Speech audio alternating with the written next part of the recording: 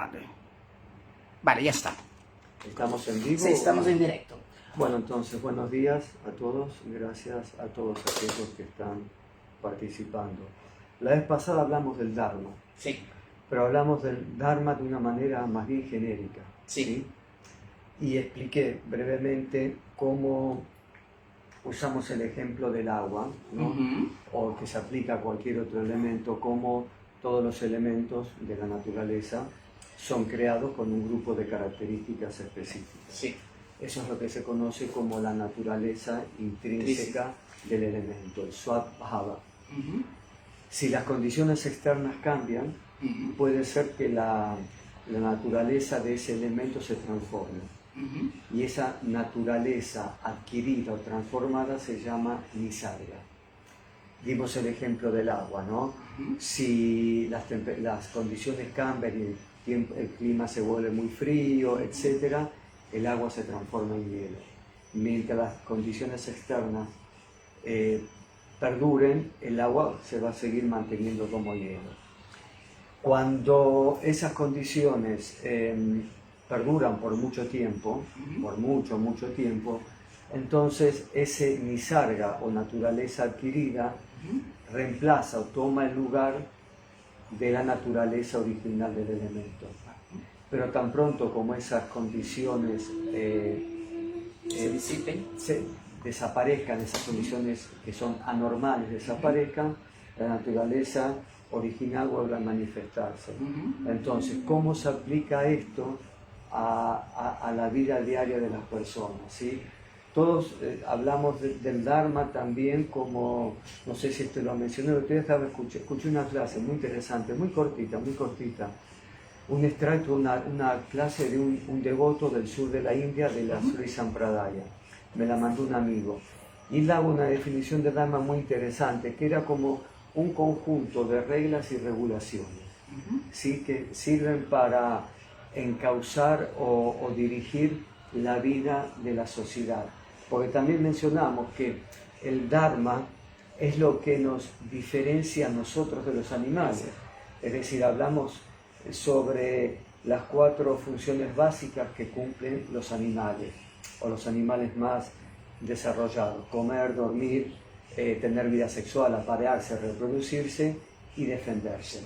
Obviamente una ameba, un estreptococo no responde a eso, pero es porque es una forma de vida muy primitiva, por llamarla de una manera. No me gusta el término primitivo porque se asocia con la evolución de las especies y no es el caso. Cuando digo primitivo, que es una forma de vida muy simple, una estructura corporal muy simple. O inclusive, pero inclusive las plantas también se nutren de alguna manera, las plantas de alguna manera se reproducen y también se ha comprobado que pueden experimentar cierto tipo de emociones. Se han hecho, no sé si esto lo mencioné, pero se han hecho, algunos científicos han medido ciertos niveles de energía, no sé cómo, no tengo idea cómo lo han hecho, y cuando las plantas están en un entorno agradable, los niveles de energía cambian en relación con cuando la planta se encuentra en un entorno que puede ser hostil. Inclusive han detectado cambios en esos niveles de energía cuando alguien se aproximaba a la planta. Esto es lo que yo he leído, no tengo manera, con por ejemplo una tijera, como si fuese a cortar la planta o algo así. Pero bueno, más allá de si esto es estrictamente cierto o no, las señoras mayores saben que si uno a las plantas les habla, las plantas crecen más lindas. En Argentina las señoras mayores es muy común, a lo mejor en Brasil también, ¿no? Pero bueno, entonces lo que nos diferencia a nosotros de las especies animales es justamente el Dharma, esa cualidad distintiva. Alguien podría decir, no, bueno, pero tenemos una mayor capacidad de razonamiento, un intelecto mayor, todo lo que quieras. Pero nuestra inteligencia puede ser más sofisticada, pero aún así los animales tienen cierto tipo de inteligencia. Las orcas tienen sistemas de caza y de comunicación altamente sofisticados, los delfines. Entonces, lo que realmente nos diferencia es el Dharma. Y tú me mencionaste también que querías hablar un poco en algún momento sobre el Karma Yoga. Sí. Y el Dharma está relacionado íntimamente con el Karma Yoga. Porque, ¿qué pasa? Justamente ahora, y yo a aquellos que nos escuchan, les recomiendo que se conecten todos los días a las 7:30 de la mañana. Nosotros estamos dando clases de Srimad Bhagavatam. Y justamente estamos leyendo... Perdona, pero diles cuál es el canal. Es Hare Krishna Barcelona. Hare Krishna Barcelona, aquí en el Facebook. En YouTube, en Facebook. Sí. Entonces, ahí se explica cómo hace mucho tiempo, en realidad, todos conocen los Vedas, que son las 4 escrituras sagradas de la India, son las escrituras más antiguas. Justamente los Vedas, que tratan de muchos temas, muchísimos temas, están los 4 Vedas originales, después los apéndices de los Vedas complementarios, donde se habla de, no sé, política, economía, el famoso Ayurveda, la ciencia de la Ayurveda significa la ciencia o el conocimiento sobre la vida, la duración de la vida, sobre la salud. Entonces, se habla de muchas cosas. Astrología también, astronomía, física cuántica, matemáticas, de todo se habla ahí. Es que es increíble, está todo ahí. Está todo. Y desde hace 5.000 años, ¿no? Más. Hace 5.000 años fueron compilados. Compilados, exacto. Fueron puestos en papel. Antes de ese tiempo se venían transmitiendo oralmente. Entonces, los Vedas básicamente tratan del Dharma. Ahora bien, tú la otra vez hiciste una pregunta sobre Dharma. Hay ciertos Dharmas establecidos. A ver, la sociedad védica está estructurada, esto lo mencionamos, sí, en función de las cualidades del individuo, exactamente, que son las castas. Mal llamar, casta es como se llama ahora. Antes el nombre original es Varna. Entonces, existen 4 varnas u órdenes sociales, y la clase intelectual, que son los brahmanas, la clase administradora, en la cual se incluyen reyes, príncipes, guerreros, esos son los kshatriyas. Después está la clase mercantil y comercial, que son los vaishyas, y los shudras, que es la clase trabajadora, ¿sí? Entonces, para cada clase existe cierto tipo de dharma. Por ejemplo, una persona que está en la posición de un rey, más allá de ciertos dharmas o deberes prescriptos personales que uno debe cumplir dentro de lo que sería la religiosidad, es decir, cierto tipo de adoración, cierto tipo de rituales, esa persona tiene un dharma o un deber prescripto, una obligación hacia su pueblo. Y es la obligación del gobernante ver que todos los habitantes estén protegidos, que todos los habitantes tengan sus necesidades básicas satisfechas, ¿no? Obviamente no estamos hablando de lo que desde un punto de vista del comunismo actual, ¿no? No es que no, pero cada uno, por lo menos, obviamente existían personas ricas, personas más pobres, pero todos tenían la protección del rey y la garantía de que tenían sus necesidades básicas satisfechas, ¿sí? Y el rey debía velar por todos eso. Entonces, eso es parte del dharma de un rey, que no es parte del dharma de un brahmana. Un brahmana, los sabios, generalmente vivían vidas muy austeras, muchos retirados, practicando austeridades, meditación. Entonces, obviamente, sus funciones, su dharma era otro. Para la clase Vaishya, por ejemplo, más allá, volvemos, ¿no?, de los dharmas que estaban prescriptos para cada individuo en forma personal, había un dharma, por ejemplo, para la clase mercantil, era el cuidado y la protección de las vacas.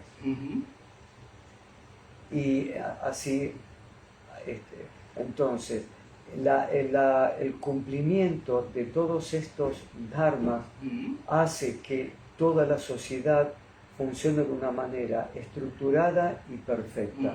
Es como engranajes. Mientras estén todos los dientes, los engranajes van bien. Ya en cuanto un diente se rompe o más de un diente se rompe, ya la maquinaria comienza a fallar, ¿no? Entonces, la función del Dharma también es mantener ese orden cósmico, ¿no? Eso también en sánscrito se llama ritu, que es como el respirar del cosmos, el orden cósmico, ¿no? Entonces, tan pronto como alguien incurre en actividades adhármicas que van en contra del Dharma, entonces ahí es cuando comienza a haber problemas. Sobre todo cuando el incumplimiento del Dharma, que obviamente resulta en la ejecución de actividades que van en contra del Dharma, eso ya comienza a generar problemas en la sociedad y en general en todo el orden cósmico. Por eso, pero ¿qué pasa? Todos esos dharmas son temporarios. Pues yo en esta vida, en este nacimiento, yo puedo ser un rey. Entonces, yo tengo un dharma hacia mi pueblo, ¿sí? Pero en mi próximo nacimiento, yo puedo ser un mendigo, por ejemplo. Entonces, todos estos dharmas son dharmas temporales. En sánscrito se denomina Naimitika Dharma. Ahora bien, existe un dharma que es eterno. Los Naimitika Dharma o los dharmas temporarios cambian, no son eternos. Es decir, el dharma para un rey es siempre el mismo, pero no todos vamos a estar eternamente en la posición de un rey. Yo ya te digo, hoy puedo ser un rey, mañana puedo ser un mendigo. Hoy puedo ser un mendigo y mañana puedo ser un rey. O lo que sea. O puedo nacer como un perro inclusive. Entonces, todos esos dharmas son temporarios y tienen que ver con el nacimiento específico en esta vida.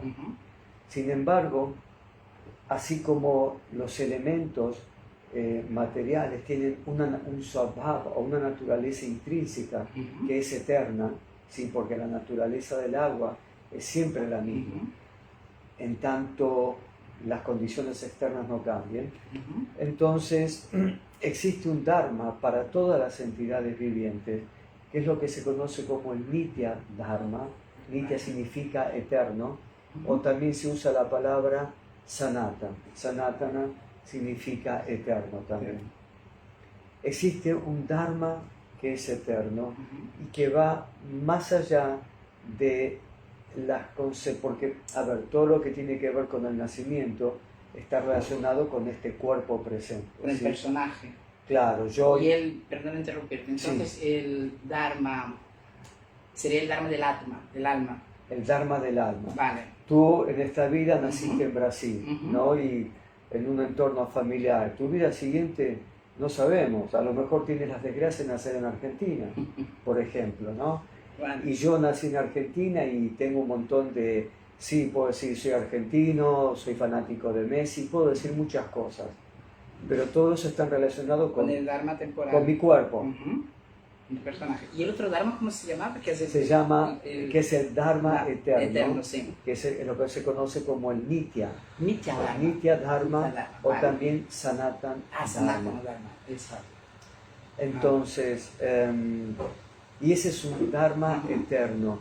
Y este nitya dharma no solo es aplicable a los seres humanos, sino que es aplicable a todas las entidades vivientes del universo, independientemente de qué forma corporal estén ocupados. Tenemos que entender algo, por lo menos, a ver, yo ya lo expliqué el otro día, yo todo lo que estoy hablando, o sea, estoy obviando en la medida de lo posible los términos sánscritos para que esto no sea tan aburrido.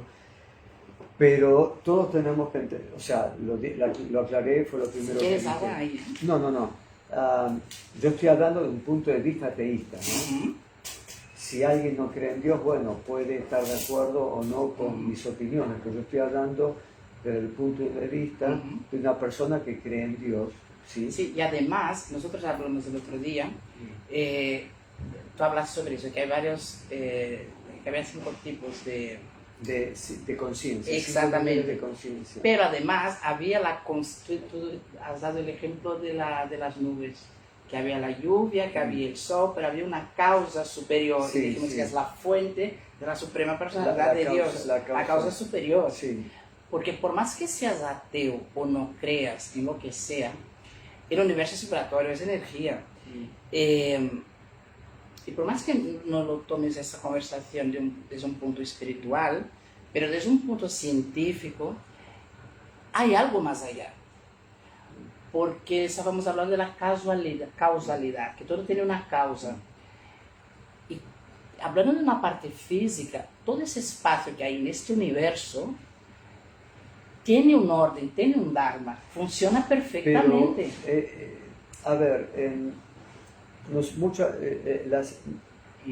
mira, me vino algo a la mente, ¿Vale? que hay una serie de videos, están en YouTube, algunos ya los han quitado de circulación, pero si alguien está interesado puede contactarte y yo podría pasarte los links.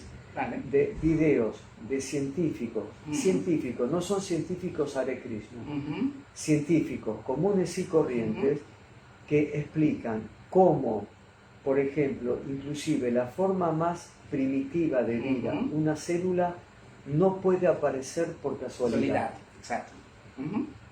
Porque ellos dicen, a ver, pensemos, estos son científicos, biólogos y científicos, que no son Hare Krishna. Dicen, para que una célula funcione hace falta, no voy a entrar en detalles biológicos porque tampoco es mi especialidad, tiene que tener un núcleo, tiene que tener una membrana que contenga un montón de cosas. Y ya es algo muy... no es sencillo. No, es imposible pensar que en un momento determinado todas esas distintas partes aparezcan por casualidad en el momento, en el lugar preciso y en el lugar adecuado, ¿no? Y con una coherencia, porque es matemático el universo, y es una coherencia tremenda, funciona, es como, perdón, interrumpir, es como el sistema el autónomo que tenemos, tú respiras sin pensar, tal cual. ¿Sabe? Hay cosas que acontecen en nuestro propio cuerpo, el mejor ejemplo nosotros. Viene del inconsciente, que es donde está la supraconsciencia, perdona. Sí. No. Entonces, o fíjate, por ejemplo, la posición de la Tierra con respecto al Sol. Exacto. Está en la distancia exacta. Si estuviera más lejos nos congelamos, si estuviera más cerca nos asaríamos con el calor del Sol. Entonces, todo eso no puede ser producto de una mera casualidad. Porque inclusive aquellos que dicen no, todo es una casualidad y justo se dio que fue así, bueno, pasó lo que pasó.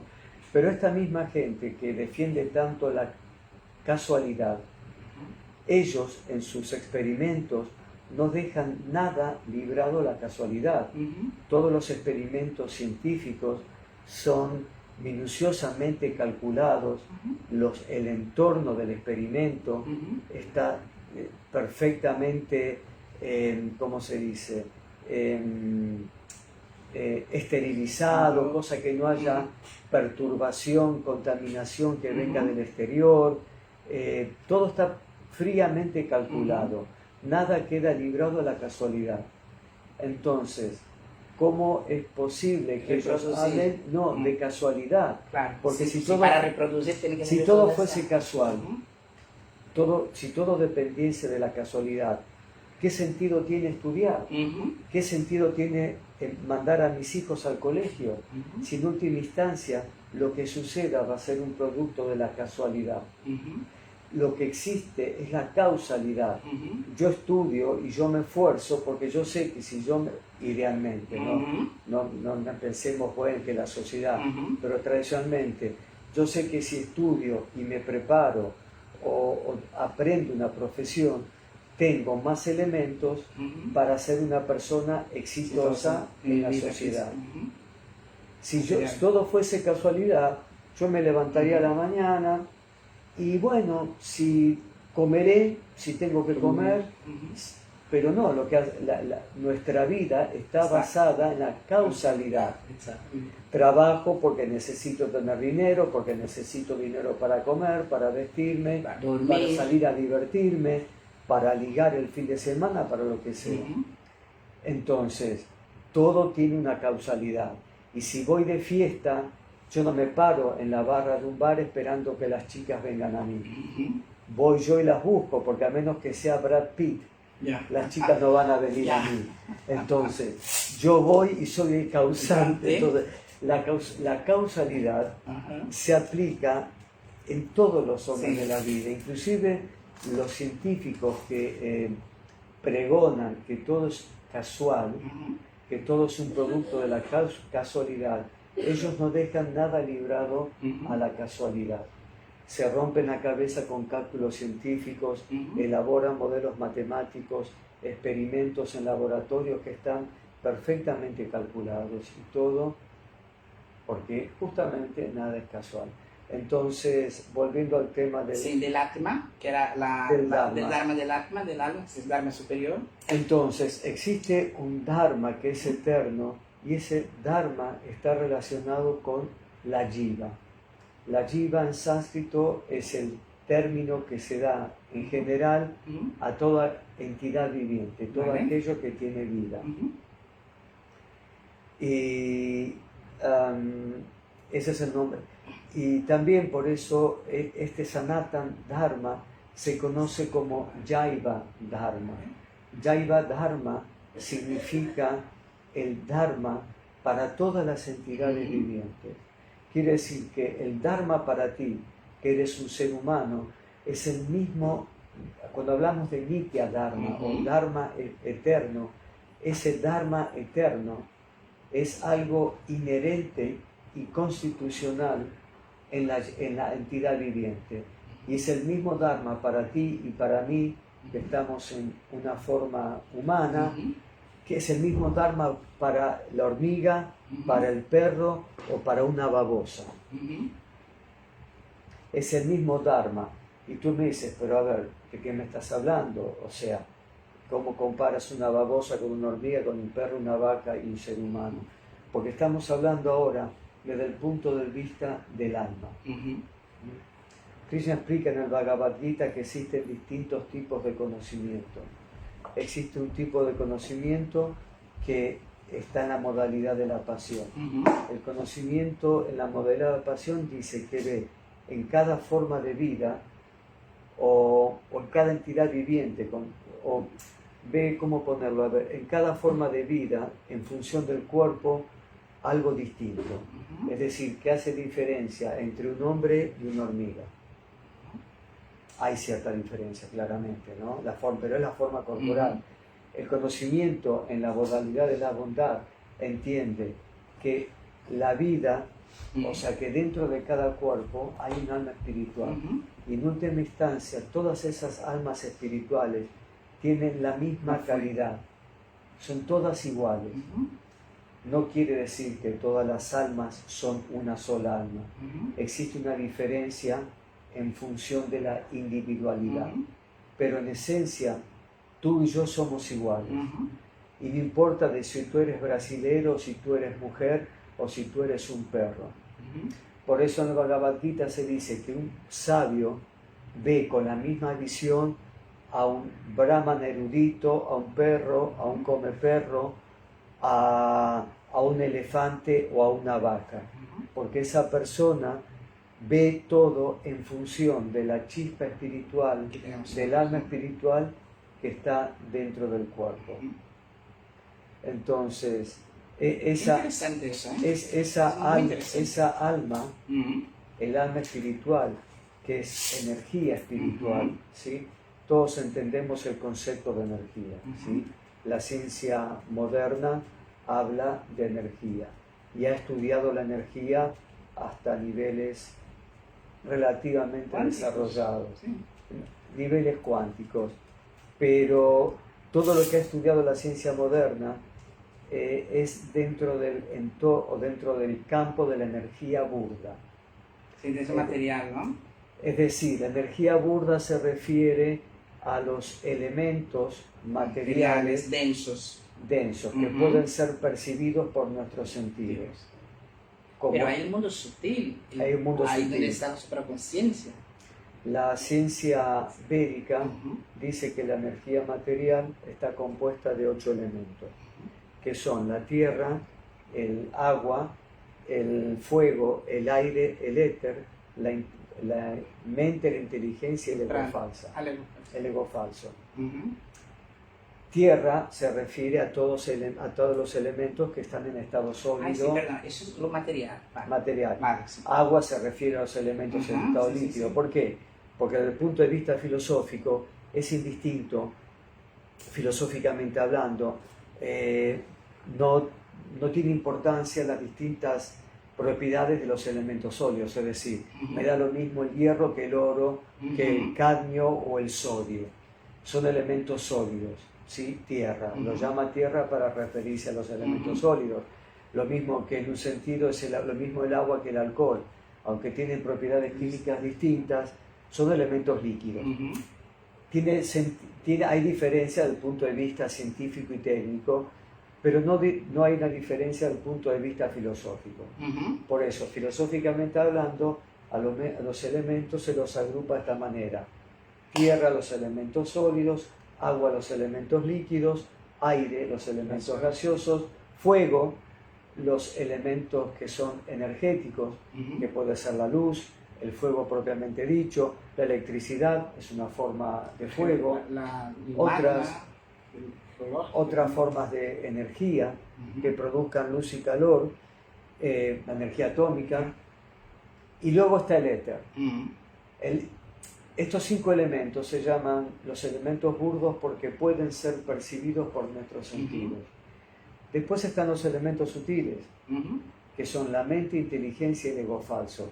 Nosotros no podemos ver la mente de una persona, no podemos ver la inteligencia, ni podemos ver el ego falso. El ego falso se llama ahankara en sánscrito, que se refiere a la falsa identificación. El personaje. Entonces, la mente no la podemos ver, pero existe, todos tenemos una mente. Nosotros, seres humanos, tenemos una mente, los animales tienen una mente. Y también existe la inteligencia. Nosotros no la podemos ver la inteligencia, yo no puedo ver tu inteligencia. Yo puedo ver los elementos materiales de tu cuerpo, puedo entender que en tu cuerpo, en mi cuerpo hay un 60% de agua, puedo inclusive percibir el calor de tu cuerpo. Te toco y siento tu temperatura a 36,7, más o menos. Pero no puedo ver tu mente, no puedo verla, ni puedo ver tu inteligencia. Pero de alguna manera puedo percibirla. Y eso se puede desarrollar. Entonces, quiero decir, la mente, la inteligencia y el ego falso son los elementos materiales sutiles. Bueno, no sé por cómo llegamos a este punto. Llegamos a yo también me he perdido. Porque estábamos hablando del Atma superior. Bueno, entonces, los niveles de energía. Entonces, exacto. Estos son distintos niveles o distintos elementos que conforman la energía material. Ahora bien, existe una energía espiritual. Exacto. Ahí quería llegar. Y esa energía espiritual, cuando hablamos de energía espiritual, ya estamos hablando de la trascendencia. Cuando hablamos de trascendencia nos estamos refiriendo a aquello que está más allá de el ámbito material. Y cuando hablamos de espiritual ya nos estamos refiriendo a Dios y a las almas espirituales, que son parte, esto un poco mencionamos la clase pasada, parte y porción del alma suprema. Dios es el alma suprema y nosotros como hijos de Dios, y cuando hablamos de hijos de Dios no me refiero a este cuerpo, sino me refiero a mi verdadera identidad como alma espiritual. Pero alguien me podría decir, bueno, ok, ¿cómo sabemos? ¿Hay alguna manera de comprobar la existencia del alma? Porque entonces todo esto, porque alguien puede decir, bueno, yo no puedo ver a Dios. ¿Cómo sé que Dios existe? Yo no puedo ver el alma, ¿no? ¿Cómo sé que el alma existe? Entonces, los Vedas enseñan, si bien estas cosas no pueden ser percibidas por los sentidos materiales, uno puede percibir su existencia a través de una inteligencia perfecta. Entonces, por ejemplo, la ciencia médica ha determinado, y esto no lo digo yo, esto es algo científicamente comprobado, que todas las células del cuerpo, todas, absolutamente todas, se renuevan cada un periodo de 7 años. ¿Sí? Esto lo pueden investigar, lo pueden encontrar en internet, se hacen una investigación. Entonces, cada 7 años mi cuerpo se ha renovado completamente. Es decir, tengo un cuerpo nuevo. No es un proceso que ocurre inmediatamente, es decir, sino que es un proceso que va a ser gradual, ¿no? Algunas células se renovarán primero, otras después.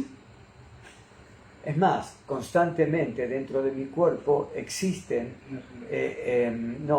interacciones químicas. Yo recién, por ejemplo, desayuné. Entonces, hay un proceso de digestión que existe dentro del cuerpo que implica cambios constantes dentro del cuerpo. ¿Sí? Y a ver, perdón interrumpirte, es que estamos hablando aquí de la parte material, la parte espiritual, pero esa parte de percepción, estamos hablando del cuerpo físico, pero tenemos 7 cuerpos, o sea, la parte emocional que influye en la parte física y en la parte espiritual. Claro. Es que es complejo, estamos hablando así en general, pero hablaremos más adelante sobre ese tema también, porque la parte emocional influye mucho. Y en el cuerpo emocional también, porque como tú has dicho, ¿cómo podemos saber si Dios existe o si el alma existe? Es la parte energética, es la parte intuitiva que es inherente de nosotros, que no hace falta verlo, lo sientes, no es saber, es sentirlo. Sigue, perdón. No, entonces, aun si no aceptamos eso, de que los elementos del cuerpo cambian o todas las células se renuevan. Es decir, yo por ejemplo acabo de cumplir 65 años. Y vas muy bien, mira. Estoy bastante bien. Muy bien. Quiere decir que yo ya... Yo cumplí 46, pero mira cómo vamos bien. Todavía te queda... Quiere decir que yo ya he cambiado de cuerpo por lo menos 9 veces. 9 veces a lo largo de mi vida. Ay, 9 es el número máximo de ese universo, ¿eh? ¿Ah, sí? Sí. 3, que es la parte tuya. Mira, 3, no soy un experto en esos temas. En la astrología, pero bueno, sí, perdón. Quiere decir que yo ya a lo largo de mi vida he cambiado 9 veces de cuerpo. Alguien puede decir, nada, y todo eso son tonterías. Bueno, ok. Veamos lo que pasa en el desarrollo de un ser humano. Claramente, el cuerpo de un bebé que tiene un mes no es el mismo cuerpo que tiene esa misma persona a los 5 años. Sí. Ha habido un cambio muy importante, un crecimiento, un desarrollo, y el cuerpo a los 5 años no es el mismo cuerpo que la misma persona tendrá a los 12 o 13 o 14 años. Y el cuerpo a los 13 años no es el mismo cuerpo que a los 25 o 30. Y después cuando lleguen los 65, el cuerpo claramente ha cambiado mucho. Ahora bien, aunque el cuerpo ha cambiado tantas veces a lo largo de sus distintas etapas, siguiendo un proceso natural, hay algo que se mantiene constante, que es mi identidad. Yo sigo siendo la misma persona. Entonces, lo que una persona que tiene una inclinación filosófica se pregunta esto ya es difícil de encontrar hoy en día. Hoy estamos llevando un modo de vida muy hedonista, muy vamos a lo inmediato, ¿no? Y también hacia, bueno, sí, hedonismo, la búsqueda del placer, ¿no? Por el placer en sí. Pero si como decimos en Argentina, si paramos la moto, detenemos la moto y bajamos los vidrios, ¿no? La moto no tiene vidrios, ¿no? Me parece un chiste. Y nos ponemos a pensar entonces, ¿qué es eso que se mantiene constante a lo largo de la vida a pesar de los diferentes cambios del cuerpo? ¿Qué es el atma? Porque mi mente puede cambiar, muchas cosas pueden cambiar en mí. Hoy puedo tener ideales políticos de un color y a lo mejor de grande puedo tener otros ideales políticos. Hoy me puede gustar un tipo de música que después a lo mejor me resulta... Lo único que no cambia es el equipo de fútbol, eso está prohibido. Uno puede cambiar de toda la vida, todo, menos el equipo de fútbol, eso es innegociable. Vale. Entonces, pero hay algo que se mantiene constante y es mi identidad. Ahora esa identidad, perdón interrumpirte, por más entregado que estemos en el mundo material, en Maya, al menos en mi caso, esa ¿cómo has dicho tú que era Satana? Nisarga, Sanata. Siempre viene, al menos siempre viene, encuentra la forma para direccionarme a mi real Dharma, lo que tengo que hacer y cumplir. Es decir, yo tengo conciencia de ese ser, de mi parte superior, de mi Atma, siempre viene por sueños o por sincronicidad cósmica, enseñándome exactamente lo que tengo que hacer, por donde tengo que ir. Sí, eso es la voz de la conciencia, pero hay gente que no tiene esa percepción, lamentablemente. Y entonces, yo digo, bueno, ok, mi identidad es lo que se mantiene constante, a pesar de los cambios del cuerpo, pero alguien puede decir, bueno, ok, mi identidad es este cuerpo, yo me llamo fulano, nací en tal país, bla, bla, bla. Y eso nos lleva al ejemplo del agua o de la naturaleza adquirida, nisarga. Cuando yo me estoy identificando con este cuerpo material, estoy identificándome con algo que es temporal. Temporal. Entonces, sí. Perdón, hacemos un pequeño... Sí. Estamos rápido, no importa. Sí. Quiero preguntar si puedo lavar la manta grande en lavadora. ¿Cuál es la manta grande? Muéstramela. De color gris. De la mesa. Ah, sí. Lavadora. Sí. Entonces, cuando yo me estoy identificando con este cuerpo material, y con los problemas y con la todo, vida y con todo lo que viene, con todo el condicionamiento social, con todo lo que está relacionado con el cuerpo, entonces me estoy identificando con una naturaleza que es adquirida, ¿sí? Temporal. Que es temporal. No que no sea importante, perdón interrumpirte, pero es dar mucho valor al ego falso. Y el ego falso tiene que trabajar para ti, no mandar en ti. Y eso es lo que se denomina el ego falso, la identificación equivocada, la falsa identificación, el falso ego. Si yo me estoy identificando con este cuerpo material, sí, con este nacimiento, eso es lo que se conoce como una falsa identificación. El verdadero ego significa identificarme con el alma espiritual, que es aquello que le da vida al cuerpo. Entonces, para esa alma espiritual que va aceptando distintos cuerpos, esto es lo que se conoce normalmente como reencarnación, técnicamente lo llamamos transmigración del alma. Porque, y aquí vamos a un principio básico de la física, que la energía no se destruye, Exacto, se transforma. Siempre. Entonces, es la base así de como la física material, ¿eh? hablamos de... Nada se crea, Exactamente. pero todo transforma. Así como hablamos de energía material, ¿sí? Los elementos materiales, el fuego, distintos tipos de energía, existe una energía espiritual. Y el alma está hecha de esa energía espiritual. Y por lo tanto, como es algo trascendental, esa alma es eterna, es indestructible. En el Bhagavad Gita se explican cuáles son las cualidades del alma. ¿Cuáles son? Krishna las explica. El alma es indestructible, el alma es inmortal, el alma es eterna. Al alma no hay arma que la pueda matar, el fuego no puede quemarla, el aire no puede secarla, ¿cómo se dice? El agua no puede mojarla. Da un montón de cualidades, pero básicamente la cualidad básica es que el alma es eterna. Entonces, ¿por qué? Es una forma de energía y como tal no puede ser destruida. Entonces, si esa alma no puede ser destruida, ¿qué pasa con el alma cuando el cuerpo se destruye? Pues nuestro cuerpo se va a destruir.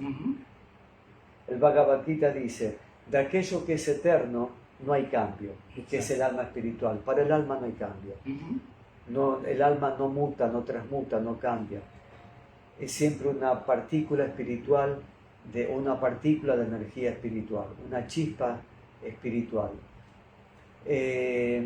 Pero de aquello que no es permanente, no hay duración, que es el cuerpo material.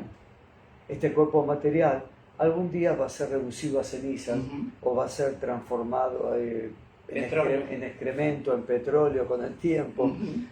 Pero, o sea, claramente tiene un fin este cuerpo material, pero para el alma espiritual no hay fin.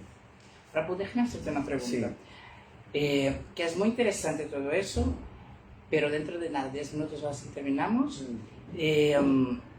Explícales cuáles son los 3 estados de la ignorancia, la pasión y la bondad. Bueno, lo dejamos para el final, así redondeamos el concepto de Nitya Dharma, porque para entender el Dharma eterno, que es aplicable a todas las entidades vivientes, tenemos que entender cuál es la verdadera naturaleza de las entidades vivientes, que no tiene nada que ver con el cuerpo material. Entonces, esa chispa espiritual, el verdadero ser, que es la jiva o el atma o alma, que da vida al cuerpo, se encuentra dando vida a todo lo que tiene vida dentro de este universo. Esa misma alma espiritual, existe una infinidad de almas espirituales, están encerradas en distintos tipos de cuerpos de seres humanos, cuerpos de animales, de bestias, de pájaros, e inclusive de plantas.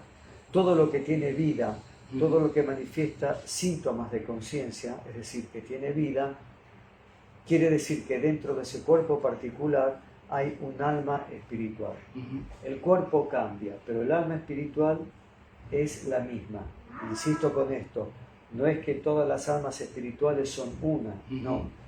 Son la misma en esencia, pero cada alma espiritual tiene su naturaleza, su identidad individual. Así como yo puedo decir, tú y yo somos uno porque, no sé, somos sudamericanos y por lo tanto estamos hermanados, pero tú sí tienes tu identidad personal y yo tengo la mía. Hay algo que nos une, nos mancomunan, hay como cierta comunión por el hecho de decir somos compatriotas o somos sudamericanos, pero somos individuos. Y lo mismo sucede con el alma espiritual. Todas las almas espirituales, la infinidad de almas espirituales que pueblan este universo, son en esencia de la misma calidad y todas tienen las mismas características, pero cada alma espiritual es una chispa espiritual de vida individual, con su propia identidad. Y esto hay que entenderlo porque para entender el concepto de Nitya Dharma o de Sanatan Dharma, o el Dharma que es aplicable a todas las jivas o a todas las entidades vivientes, tenemos que entender cuál es la verdadera naturaleza de la entidad viviente. Por lo tanto, el Dharma que está relacionado con el alma, ese es el Dharma eterno. Que es el autoconocimiento. Y entonces los dharmas que están relacionados con el cuerpo son dharmas temporales. Y volvemos al ejemplo del rey, o yo en esta vida soy padre, soy abuelo, y tengo un dharma, bueno, mis hijos están grandes, ¿no? También, pero como padre tengo un dharma, una serie de obligaciones hacia mis hijos. Ellos como hijos tienen obligaciones hacia mí. Pero en otra vida los roles pueden invertirse.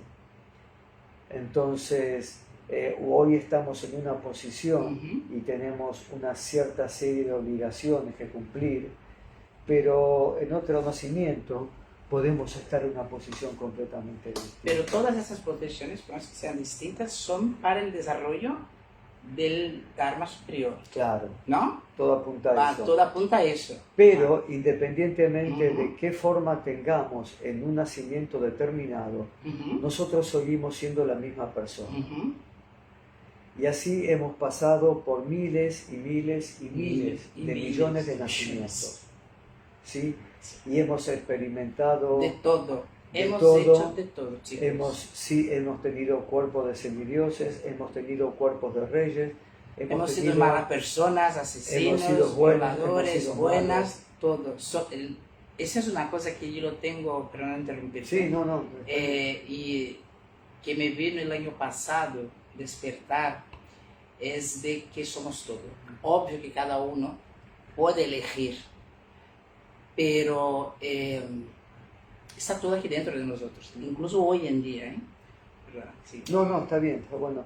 Entonces, el Dharma eterno claramente no puede estar relacionado con el cuerpo, porque el cuerpo material no es eterno. Entonces, el Dharma eterno tiene que estar relacionado con aquello que es eterno, que es el alma espiritual. Y el Dharma eterno del alma espiritual es actuar como un sirviente de la suprema personalidad de Dios.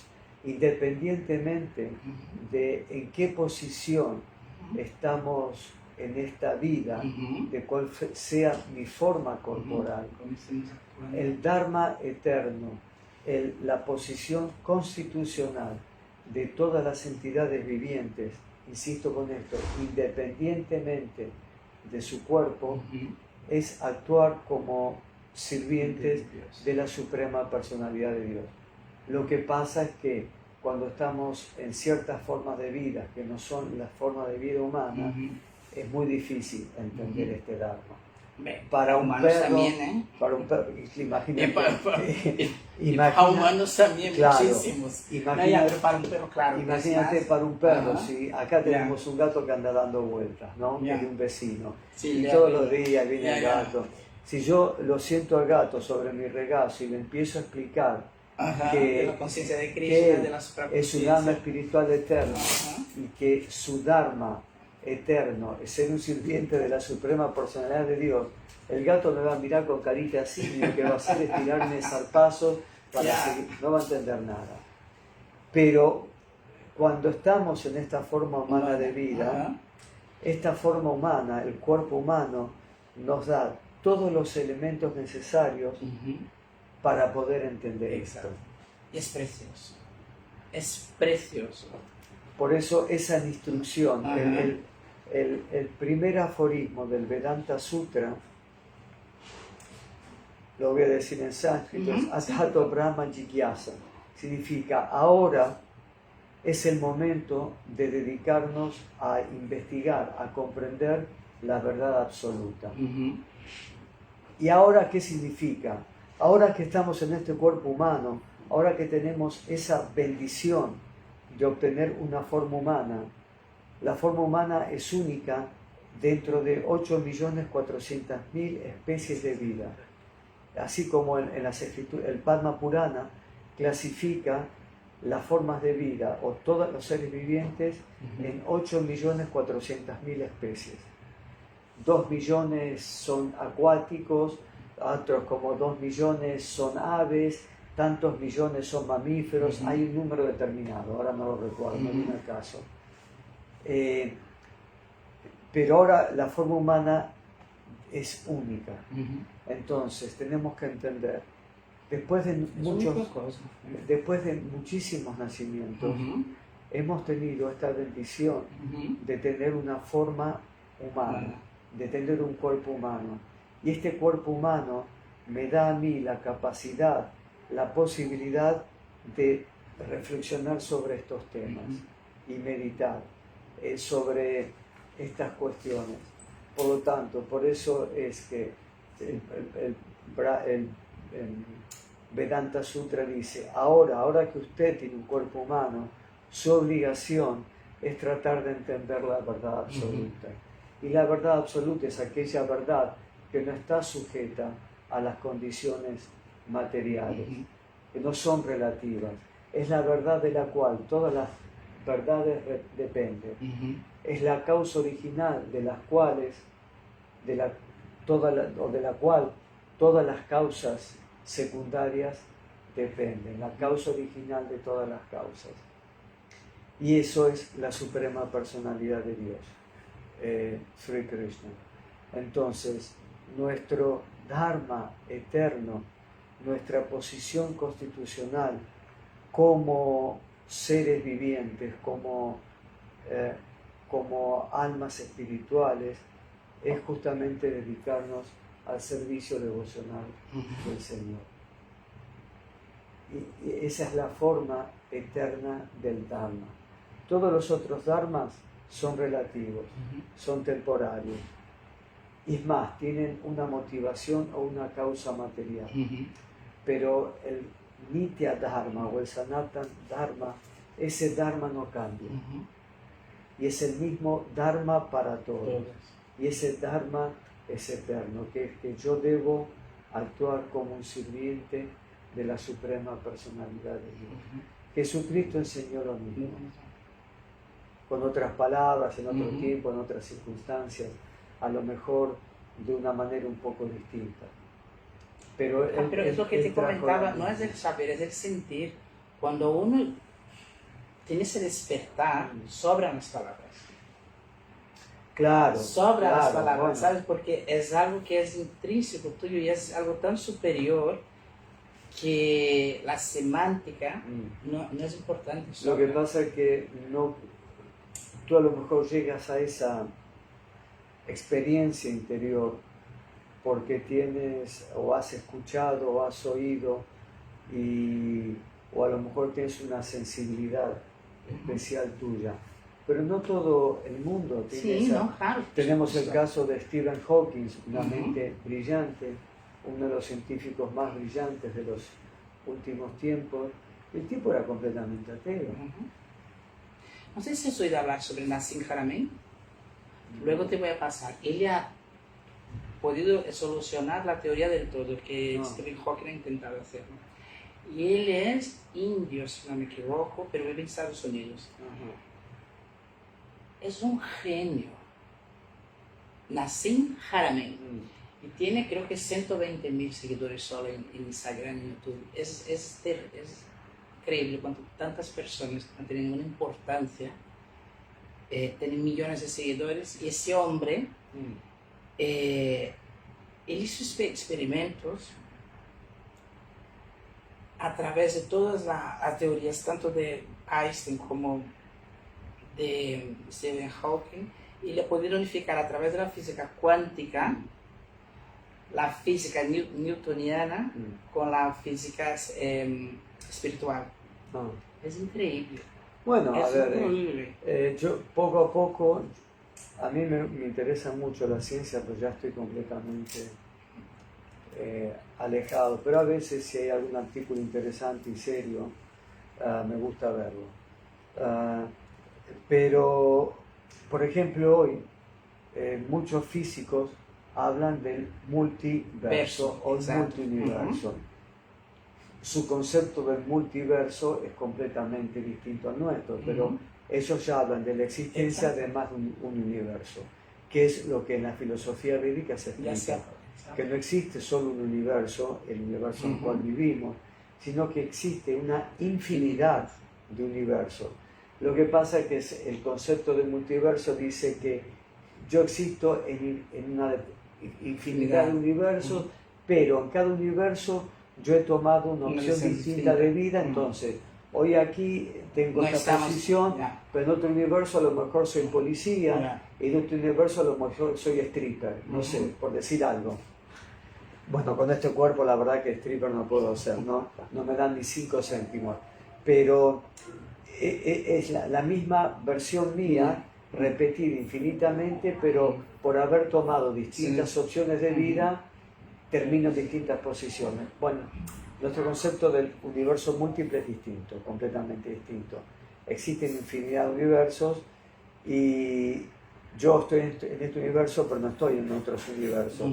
Cada universo está poblado por una infinidad de entidades vivientes y son completamente independientes uno del otro, ¿no? Claramente. Químicamente pero bueno, hablando también, sí.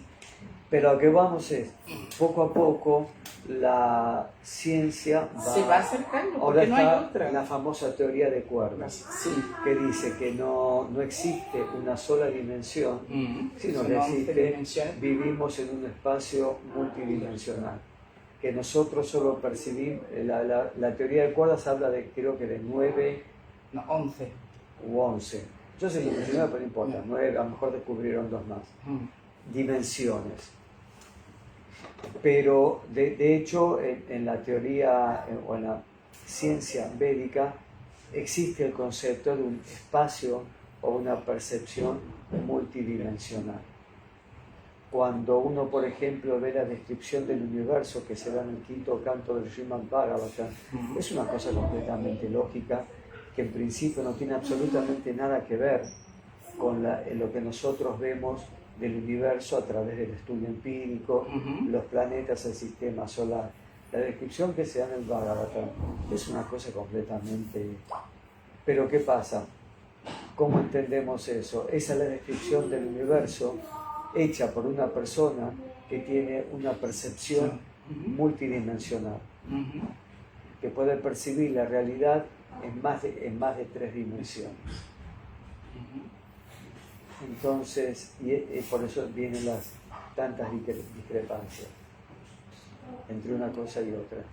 Y bueno, esto a la ciencia poco a poco va probando algunas de estas cosas. Hay mucho, yo no sé si ya me imagino que se nos acabó. Sí, yo quería que terminase con el tema sobre del estado, que me dijiste que va a terminar para cerrar el tema del arte superior, el estado de la ignorancia, de la pasión sí. y de la bondad. Esto es muy filosófico, pero tiene mucho sentido cuando uno lo piensa, ¿no? La energía material está actuando y lo podemos ver, lo vemos todos los días a cada paso, y la energía material tiene 3 modos de actuar, o actúa en 3 niveles. Esos 3 niveles se conocen como modalidades o gunas en sánscrito. Guna también significa cuerda, entre otros significados. Y que son la bondad, la pasión y la ignorancia. Estos son los 3 modos en los cuales la energía material actúa. Entonces, todo lo que podemos ver, todo lo que podemos percibir, podemos clasificarlo en una de estas 3 categorías, o en subcategorías que incluyan una mezcla de estos elementos. Por ejemplo, se dice que los alimentos, existen alimentos que están en la modalidad de la bondad, alimentos que están en la modalidad de la pasión y otros que están en la modalidad de la ignorancia. Existen austeridades, por ejemplo, que están en la modalidad de la bondad, austeridades en la modalidad de la pasión y en la ignorancia. todo, absolutamente todo puede clasificarse dentro de estas tres categorías: bondad, pasión, ignorancia. El conocimiento, existe un conocimiento en modalidad de la bondad, un conocimiento en la pasión y un conocimiento en la ignorancia, aunque ignorancia en realidad significa falta de conocimiento. Entonces, todo, absolutamente todo, puede ser clasificado, categorizado dentro de estas tres, ¿no? Bondad, pasión y ignorancia. Por ejemplo, los alimentos que contribuyen a la duración de la vida, los alimentos que son saludables, que son agradables al paladar, que son jugosos, frescos. Esos alimentos se consideran en la modalidad de la bondad.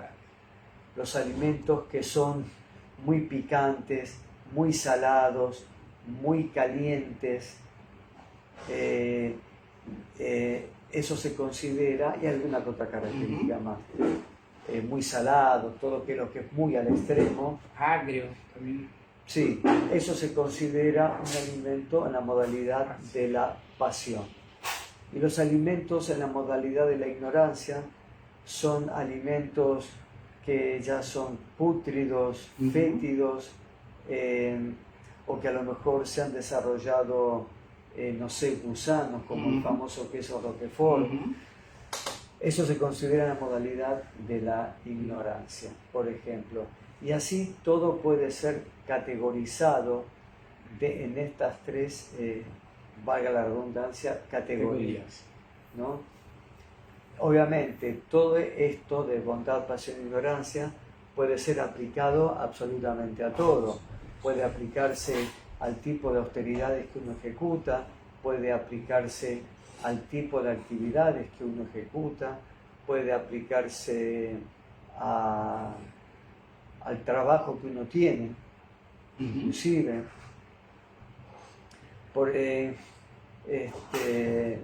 A todo puede ser categorizado dentro de una de estas tres modalidades. Obviamente, las modalidades no existen en forma pura, sino que se mezclan. Por ejemplo, en mi cuerpo, en mi naturaleza, existe una porción de bondad, una porción de pasión y una porción de ignorancia.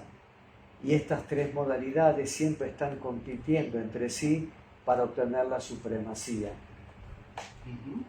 ¿no? Y por eso vamos a ver, por ejemplo, que hay personas que pasión, ¿qué significa? El querer conseguir constantemente nuevas metas. Y aún no hemos alcanzado una meta, que ya nos vamos proponiendo nuevas metas. Ambición, eso es la pasión, una ambición desmedida. Ay, voy a estudiar ingeniería, pero no terminé ingeniería, que ya estoy haciendo tal cosa. Y así constantemente, eso es pasión. Metas, ambición. La ignorancia tiene que ver con el letargo, la indolencia, el sueño. Yo tenía un amigo, me acuerdo cuando éramos adolescentes, que yo lo iba a despertar, por ejemplo, a las 2 o 3 de la tarde, y el loco seguía durmiendo, y teníamos 15 años. Yo ya estaba levantado a las 9 de la mañana, a los 15 años. Estábamos en vacaciones y él vivía a una calle. Y éramos amigos, éramos con compis. Y entonces, claro, lo iba a despertar a las 2 o 3 de la tarde, el tipo estaba durmiendo como un tronco. Y yo ya estaba despierto de las 8 o 9 de la mañana, a lo mejor. Entonces, y eso tiene que ver también con el sueño excesivo, es un síntoma de ignorancia. Y así podemos clasificar todo. El tipo de adoración que uno ejecuta, el conocimiento, las actividades, la comida, no sé cómo nos divertimos. Yo puedo divertirme, ir a ver una película de acción, digamos, ¿sí? O ir a un recital de rock. Bien, eso puede decir, bueno, eso es pasión. Ahora, si yo encuentro mi diversión en drogarme, emborracharme, inyectarme heroína o consumir eso ya es claramente modalidad de la ignorancia, porque son cosas que van en detrimento de la propia salud del individuo. Los alimentos, bueno, los alimentos los mencionamos, por ejemplo, alimentos pútridos, carne, huevo, alimentos que han sido cocinados muchas horas antes de ser comidos, todo eso se considera la modalidad de la ignorancia. El queso Roquefort, si uno lo corta, puede haber los gusanos adentro, en el queso original. Eso claramente es modalidad de la ignorancia. Ahora, aquella persona que tiene una dieta basada en frutas, vegetales, leche natural, en fin, ese tipo de cosas, eso es una dieta en la modalidad de la bondad, ¿no? Y el resultado en el cuerpo se nota. Hasta los estudiosos materialistas han dicho, uno es lo que come. Y los alimentos en la pasión son alimentos que son muy calientes, muy amargos, muy picantes, muy fríos, todo ese tipo de cosas, muy al extremo. Muy bien, Prabhu, pues muchas gracias. Y esto del Dharma también, si después tú quieres que tengamos otras sesiones, y en relación con lo que tú me preguntaste antes, nos lleva indefectiblemente al Karma, Karma Yoga. Pues sí, es lo que quiero.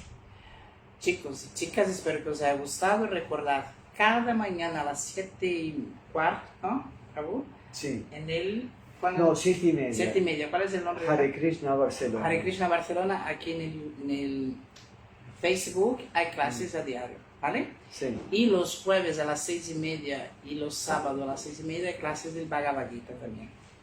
Así que animaros, suscribir en el canal. Somos Luz_BCN ahí en YouTube. En mi Instagram Santana BCN. Y para la semana que viene o cuando podamos, hablaremos sobre el Karma Yoga. La semana que viene va a ser complicado porque para nosotros es una fiesta importante. Verdad. Y la próxima semana también va a ser otra fiesta más importante aún. Por lo tanto, pues tendríamos que estar hablando de la semana del 24 de septiembre. Vale, pues la semana del 24 de septiembre o de agosto. De agosto. 24 de agosto, la primera semana de septiembre, volveremos con el Karma Yoga. Yo personalmente no sé si voy a estar disponible. Vale, pero mira. La semana que viene podemos verlo. Yo no sé si. No, pero miraremos de cara al fin del mes. Sí. Muchas gracias, Prabhu. Gracias a ti, Santana, y gracias a todos aquellos que han escuchado. Y yo los aliento a todos que hagáis preguntas, ¿sí? Podéis preguntar aquí, después Santana me las pasa y yo puedo tratar de responderlas, ¿sí? Venga, pues bueno, muchísimas gracias. Hare Krishna. A ver.